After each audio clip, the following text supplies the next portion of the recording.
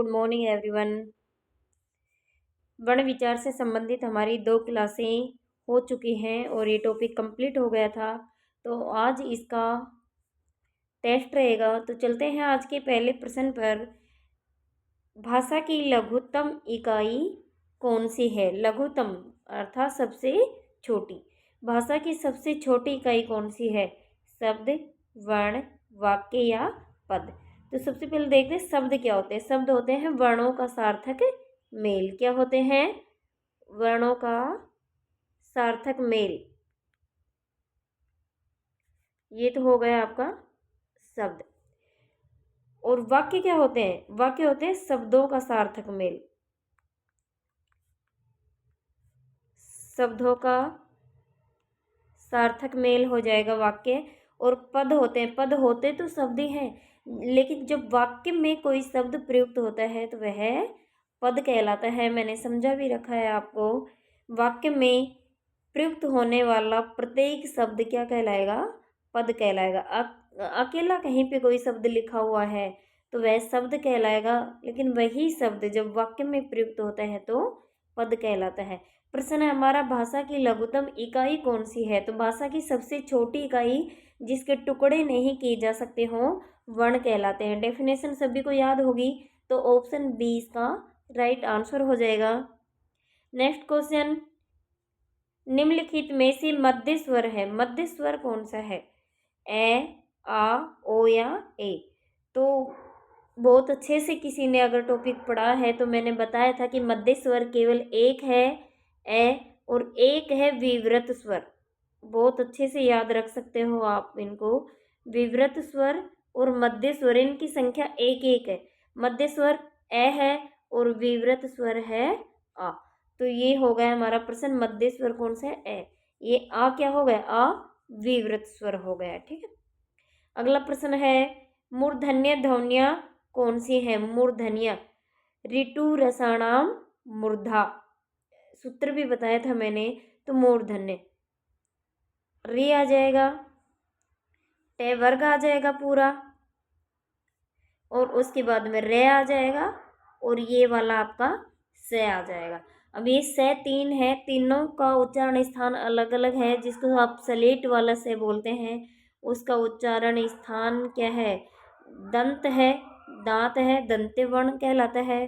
ये जो आप इसको क्या भी बोलते हो, सलगम वाला, दुए वाला से, जो भी आप बोलते हो, इसका उच्चारण स्थान क्या हो जाएगा? ये मूर्धन्य हो गया, ये दंते हो गया, और क्या बच गया? सूत्र में याद कर सकते हैं आप, ईचु ऐसा नाम तालु। तो ये कौन सा बच गया? ये तालव्य वर्ण बच गया। ठीक है। ईचु ऐसा नाम तालु, ऋतु रसा नाम मूर्धा, और लिट्टू लसा नाम दंत है। तो ये तो टे वर्ग में आ गया। ये किस में? ये टे वर्ग में आ गया, और ये चे वर्ग में आ गया। ठीक है। इस प्रकार से याद रखना आपको।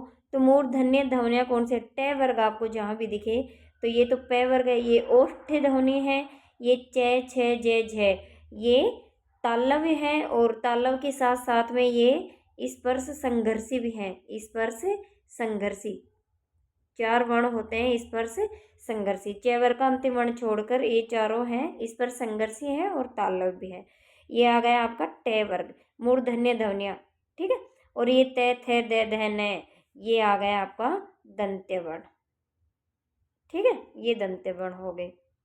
अगला प्रश्न है, निम्न में से अयोग व वर्ण कौन सा है? अयोग व, जिनका योग ही नहीं होता, ना तो स्वरों में गिना जाता है ना ही व्यंजनों में। तो ये तो स्वर है, सभी को पता है। ठीक है। इसमें ये ए स्वर आ गया, इसमें आ स्वर आ गया। तो ये दोनों अनुस्वार और विसर्ग, ये दोनों क्या है? अयोग व ध्वनियाँ हैं। ऑप्शन बी राइट आंसर रहेगा। नेक्स्ट क्वेश्चन, निम्न में से संघर्षहीन या अर्ध स्वर क्या है? मैंने आपको बहुत अच्छे से समझाया कि अर्ध स्वर अर्थात जिनका उच्चारण स्वरों से मिलता जुलता हो, अर्थात ई के उच्चारण में ई के जैसा उच्चारण किसका होता है? ये का होता है, और ऊ के समान उच्चारण होता है वे का। तो ये और वे दोनों क्या कहलाएंगे? अर्ध स्वर, जिनको संघर्षहीन भी कहते हैं। या तो अर्ध स्वर ऑप्शन में आ सकता है प्रश्न में, या संघर्षहीन। तो अर्ध स्वर ही संघर्षहीन है, ये और वे, ऑप्शन बी। अगला प्रश्न है, निम्नलिखित में से घोष ध्वनियाँ कौन सी हैं? घोष ध्वनियाँ, अब इनको अच्छे से आपको याद रखना है। अघोष और घोष, घोष और अघोष, ठीक है। अघोष और सघोष, सघोष या घोष, इसी का नाम है घोष या सघोष। और एक हो गई आपकी अघोष। तो आपको ये देखना है कि घोष ध्वनियाँ कौन सी है। अगर डेफिनेशन याद है आपको इनका, जो भी कोई सूत्र से आपको याद होंगे या मैंने जो बताया था आपको क्लास में, किसी भी तरह से आपको याद होंगे तो आप तुरंत बता दोगे। घोष ध्वनियाँ कौन सी होती हैं? किसी भी वर्ग का तीसरा, चौथा, पांचवा, प्लस में समस्त स्वर, प्लस में ये, रे, ले, वे, ठीक है। ये सब किस में आ जाएंगे? ये सब घोष ध्वनियाँ हैं। तो आपको देखना है कै तो क्या आ गया? अघोष आ गया, प्रथम वर्ण है। फिर गे घोष में चला जाएगा, घे भी घोष में, लेकिन ये कै की वजह से ये ऑप्शन भी हमारा कट जाता है। तैथ है, ये भी द्वितीय वर्ण है, ये भी ऑप्शन हमारा कट जाता है। और ये पै, फे, बै, ये तृतीय वर्ण है। और भय ये चतुर्थ है, और ये पंचम वर्ण है। तो 3, 4, 5 किसी भी वर्ग का तीसरा, चौथा, पांचवा वर्ण किस में आएगा? घोष ध्वनियों में। तो ऑप्शन सी इसका राइट आंसर हो जाएगा, ठीक है। अगला प्रश्न हमारा, है का उच्चारण स्थान कौन सा है? है का, है कंठ, कंठ भी है का उच्चारण स्थान होता है, काकल्य भी होता है और अलिजिह्वा भी होता है। तो ये सभी ऑप्शन इसके राइट हो जाएंगे, ऑप्शन डी। और अगला प्रश्न है हमारा, निम्न को सुमेलित कीजिए। सुमेलित करना है आपको। पश्च स्वर कौन से हैं? वृत्ताकार स्वर कौन से हैं? संवृत कौन से हैं? और दीर्घ स्वर कौन से हैं? ये देखना है आपको। तो पश्च स्वर कौन कौन से हैं? पश्च स्वर हो जाएंगे आपके आ, उ, बड़ा और ओ, ये हो जाएंगे आपके पश्च स्वर, जिसमें जिह्वा का पीछे का भाग सक्रिय रहता हो। अब आ जाते हैं हमारे वृत्ताकार स्वर। वृत्ताकार स्वर कौन कौन से होते हैं? वृत्ताकार स्वरों में आ जाएंगे आपके उ और औ। ऑप्शन 3 हो जाएगा वृत्ताकार, जिन वर्णों के उच्चारण में ओठों का जो आकार होता है वो गोल हो जाता है, वृत्त के समान हो जाता है, वे वृत्ताकार होते हैं। तो ऑप्शन 3 इसका राइट आंसर हो जाएगा। अगला है सी, समवृत्त स्वर। समवृत्त स्वर, जिनके उच्चारण में मुंह बिल्कुल बंद सा हो जाता हो, बहुत कम खुलता हो, सबसे कम खुलता हो, ऐसी कौन से हैं? आप उच्चारण करके देख लेना। इस प्रकार के वर्ण है ई, उ, ऊ। इनके उच्चारण में मुंह सबसे कम खुलता है। समवृत्त का अर्थ ही होता है बंद। और दीर्घ स्वर आप सभी को पता है ए, आई, ओ, औ। तो हम देख लेंगे, ए में 4, बी में 3, ए में 4, एक जगह ही है। वैसे तो आपको ऑप्शन ढूंढने में ज़्यादा दिक्कत नहीं आती। बी में 3, सी में 1 और डी में 2। तो ऑप्शन बी हमारा राइट आंसर हो जाएगा। नेक्स्ट क्वेश्चन, ओ औ किस प्रकार की वर्ण है? ओ औ, ये ओ औ है कंठोष्ठ। तालव्य वो बता ही दिया है मैंने, च वर्ग वाला, ये ट वर्ग हो जाएगा। और दंतोष्ठ, ये देखना है आपको, दंतोष्ठ कौन सा हो जाएगा? ये हो जाएगा आपका व, दंतोष्ठ, ठीक है। और एक होता है ए आई, ये हो जाएंगे कंठ तालु। मोस्ट इम्पोर्टेंट क्वेश्चन है ये 3 प्रश्न हो गए आपके तैयार यहाँ से ही। अगला प्रश्न है, निम्न में से असमेलित का चयन कीजिए। असमेलित का चयन करना आपको। अल्प प्राण, कै, गे, ये, व। अल्प प्राण देखना है। अल्प प्राण कौन कौन से होते हैं? सबसे पहले तो ये देखना है आपको, पहला, तीसरा, पांचवा और अंतस्थ व्यंजन, ये, व, रे और ल। और महाप्राण कौन से हो जाएंगे? महाप्राण दूसरा, चौथा, प्लस में से और है, ये हो जाएंगे आपके महाप्राण। तो आपको देखना है अल्प प्राण में क्या ये आ रहे हैं? 1, 3 और 5। तो 1 आ गया, 3 आ गया और ये व आ गया, तो ये तो सुमेलित है। महाप्राण में ये दूसरा आ गया, ये चौथा आ गया और से ये भी राइट हो जाएगा। अघोष अभी देख के आए हैं हम। अघोष कै, अघोष प्रथम वर्ण है, पहला और दूसरा आ जाएगा। फै द्वितीय वर्ण आ गया, और ये थ द्वितीय आ गया, और ये से आ गया। तो ये हो गए आपके कौन से, अघोष। अब बात करते हैं सघोष की। ये भी आपका राइट हो गया, जय तीसरा हो गया। लेकिन पे फे बे ये भी तीसरा हो गया। ये टे ये पहला हो गया, और ये दूसरा। ये किस में चले जाएंगे, ये अघोष में चले जाएंगे। ये दोनों किस में चले जाएंगे, अघोष में। तो ये ऑप्शन हमारा गलत हो जाता है। ऑप्शन डी का राइट आंसर हो जाएगा। नेक्स्ट क्वेश्चन है, निम्नांकित में से अर्धविवृत स्वर कौन सा है। अर्धविवृत स्वर बताना है आपको। ऐसे स्वर जिनके उच्चारण में मुख विवृत स्वर से कम खुलता हो। और विवृत स्वर तो आ है, सभी को पता है। आ बोलोगे तो किसी के मुंह से आ निकल जाए तो पूरा ही मुंह खुल जाता है, पूरा ही मुंह खुलता है विवृत स्वर में। विवृत स्वर से कम जिनके उच्चारण में मुंह खुलता हो वे अर्धविवृत स्वर होते हैं। और अर्धविवृत स्वर कौन से होते हैं, ये हो जाएंगे आपके ए, ओ, आई और औ। ऑप्शन सी इसका राइट आंसर हो जाएगा। और सभी ऑप्शनों को देखो तो ये अर्धस्वरत अर्धसंवृत हो जाएंगे। ये संवृत हो गए आपके, और ये विवृत है, ये अर्धविवृत हो गया। ठीक है, एक ही क्वेश्चन में आपके 4 क्वेश्चन तैयार हो जाते हैं। अगला प्रश्न है, निम्न में से अग्र स्वर कौन सा है। अग्र स्वर बताना है आपको जिन स्वरों के उच्चारण में जिह्वा का अग्रभाग सक्रिय रहता हो। ए ये मध्य स्वर हो गया। ई देखना है आपको। आ ये विवृत स्वर हो गया, मैंने अभी बताया था। और ओ पश्च स्वर है। तो अग्र स्वर कौन से हो गए, ई और ई। ऑप्शन बी इसका राइट आंसर रहेगा। नेक्स्ट क्वेश्चन है, ए आई मैंने अभी बताया था। ए आई कंठ तालु, ठीक है।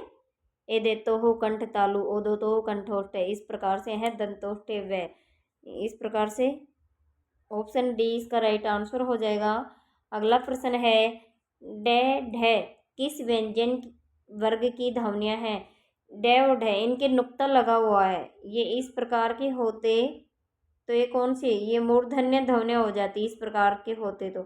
तब तो ये कौन सी थी, ये थी मूर्धन्य ध्वनियाँ। लेकिन इनके नुक्ता लगी हुई है तो ये उत्क्षिप्त भी कहलाते हैं, द्विगुण भी, ताड़न जात भी। मैंने बता रखा है आपको, क्लास देख लेना अच्छे से। तो ऑप्शन सॉरी यहाँ पे सी लिखा हुआ है, यहाँ पे डी आएगा। ऑप्शन डी इसका राइट आंसर हो जाएगा, उपयुक्त सभी। नेक्स्ट क्वेश्चन, वतर्स्य वर्ण कौन से हैं। वतर्स्य इस तरह से लिखा जाएगा, थोड़ी मिस प्रिंट है। वतर्स्य वर्ण कौन से हैं ये बताना आपको। ये वे रेल रे न ले से जे से है, और छे त्रे गे स्रे। तो ये वे रेल, ये वे रेल, ये कौन सी ध्वनि है, ये अंतस्थ व्यंजन है। ये अंतस्थ व्यंजन है। से है, ये संघर्षी बोल दो या उस व्यंजन बोल दो।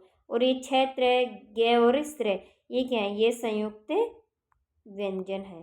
क्या है, संयुक्त व्यंजन।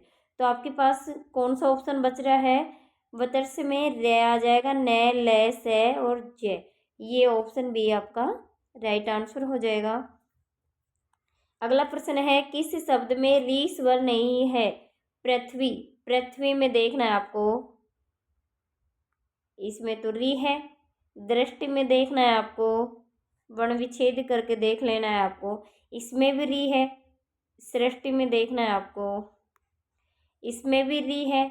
और ग्रह में देखना है आपको, ग्रह में क्या है, इसमें पूरा रे है।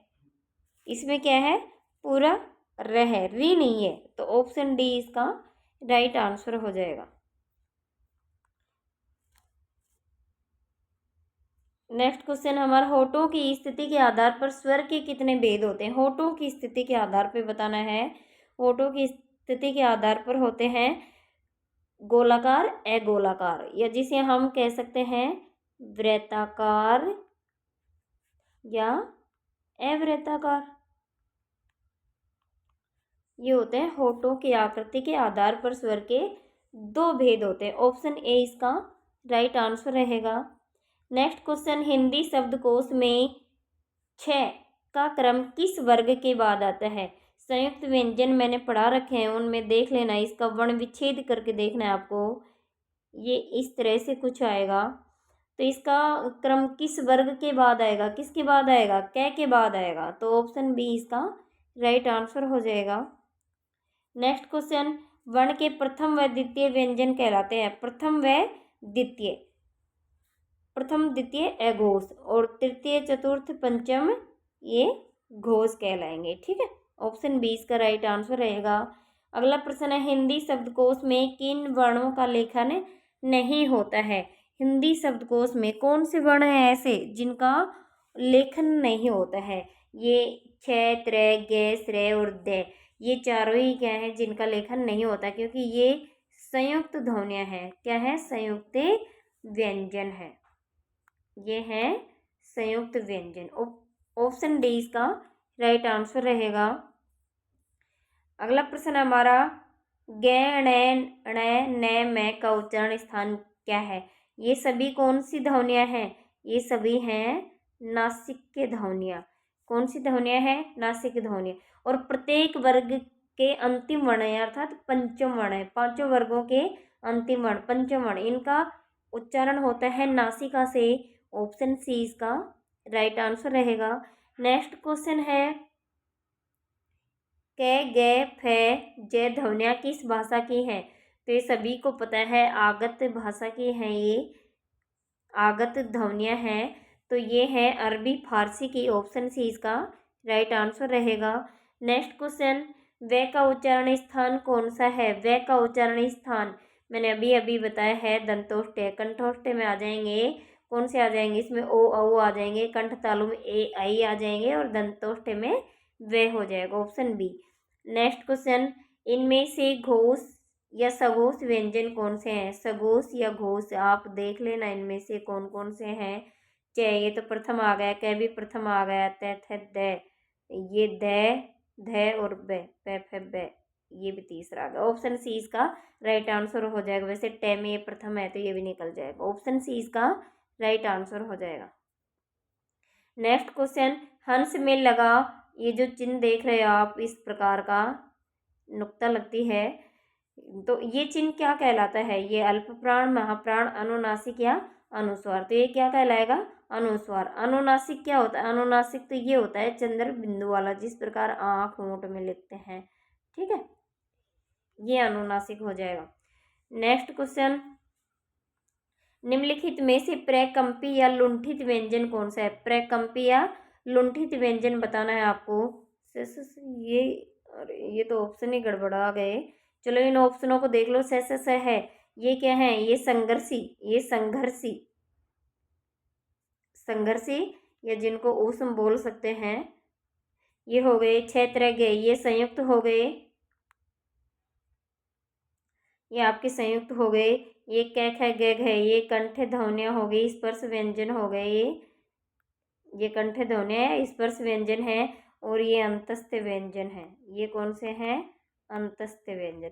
प्रकंपी या लुंठित, प्रकंपी या लुंठित व्यंजन तो एक ही है। कौन सा है वो? रे। कौन सा है? रे। तो इन ऑप्शनों को तो आपने समझ लिया, लेकिन ये जो क्वेश्चन है प्रकंपी या लुंठित व्यंजन, ये क्या है? ये रे है। इसी प्रकार एक व्यंजन है अकेला, पार्श्विक व्यंजन। यहीं पे देख लो, पार्श्विक व्यंजन। पार्श्विक व्यंजन हो जाएगा आपका एक अकेला ले, और प्रकंपी या लुंठित हो जाएगा रे। ठीक है, इनको याद करना है। जिन ऐसे व्यंजन जिनके उच्चारण में जो हवा होती है वो जीभ के दोनों तरफ से निकल जाती है। ठीक है, पार्श्व का अर्थ क्या होता है? बगल होता है। ठीक है, तो ये पार्श्विक व्यंजन ले हो जाएगा और लुंठित या प्रकंपी रे हो जाएगा। नेक्स्ट क्वेश्चन, द्वित व्यंजन का उदाहरण कौन सा? द्वित व्यंजन एक समान व्यंजन जो एक स्वर रहित तो हो, और या तो दोनों स्वर रहित हो सकते हैं, या एक स्वर रहित और एक स्वर सहित। स्वर रहित और स्वर सहित समझ रहे हो ना? स्वर रहित तो आधा कोई भी वर्ण हो जाएगा। ठीक है, जिसी प्रकार मैंने क्या लिखा, तो ये तो स्वर, लेकिन आगे भी इसी प्रकार का कै की ही आवृत्ति हो तब द्वित बनता है। ठीक है, एक ही वर्ण दो बार आए और एक स्वर रहित हो तो इस प्रकार का द्वित व्यंजन कहलाते। क्यारी, तो कै और ये तो भिन्न है, ये भी नहीं होगा। द्वित्व का स्वेपन, ये भी भिन्न, ये नहीं होगा। द्वय और स्ते में, द्वय में ये भी दोनों अलग है, ये भी अलग है, ये भी नहीं होगा। लेकिन कुत्ता में तय और तय, एक आधा तय और एक पूरा तय मिला हुआ है। स्वर रहित भी है और एक स्वर सहित भी है, तो ऑप्शन डी इसका राइट आंसर हो जाएगा। द्वित, समान समान वर्णों की आवृत्ति होनी चाहिए द्वित में, ठीक है। नेक्स्ट है, निम्न में से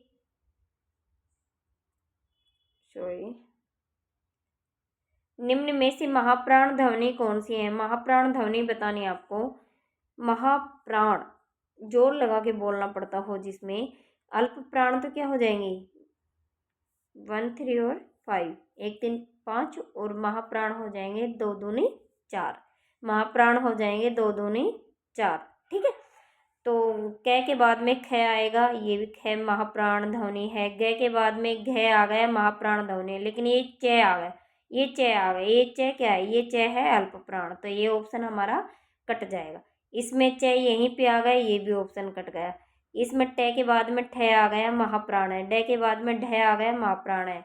और इसके बाद में क्या जोड़ेंगे? मैंने बताया था से और है, ये और जुड़ जाएंगे, तो इसमें से आ गया। तो महाप्राण ध्वनियां कौन सी हैं? ठ, ढ और से, ऑप्शन सी। नेक्स्ट क्वेश्चन, अल्प प्राण ध्वनियों का समूह कौन सा है? अल्प प्राण ध्वनियों का समूह बताना है आपको। अल्प प्राण 1 3 5 प्लस ये रे ले वे, इस तरह से देखना है आपको। 1 3 5, 1 हो गया, 2 आ गया, कट जाएगा। 1 आ गया, 3 आ गया, 5 आ गया, एकदम राइट आंसर ऑप्शन बी। तय आ गया, थे सेकंड आ गया, कट जाएगा। तय आ गया, थे सेकंड कट जाएगा, ऑप्शन बी इसका राइट आंसर हो जाएगा। और ये आज की क्लास का हमारा अंतिम लास्ट क्वेश्चन है, निम्नलिखित में से अनुस्वार ध्वनि किसमें है? अनुस्वार ध्वनि बतानी है आपको। मनमत, व्यंजन, आँख और संगार, समधन, हार, तो इनमें से अनुस्वार ध्वनि हो जाएगी ऑप्शन बी में, व्यंजन में। तो ये आज की क्लास हमारी समाप्त होती है। और प्लीज़ क्लास को लाइक, सब्सक्राइब एंड शेयर ज़रूर किया करें। और जो भी प्रश्न आपको समझ में नहीं आया हो, किसी भी ऑप्शन में आपको डाउट हो, तो प्लीज़ कमेंट बॉक्स में कमेंट ज़रूर किया करें। धन्यवाद।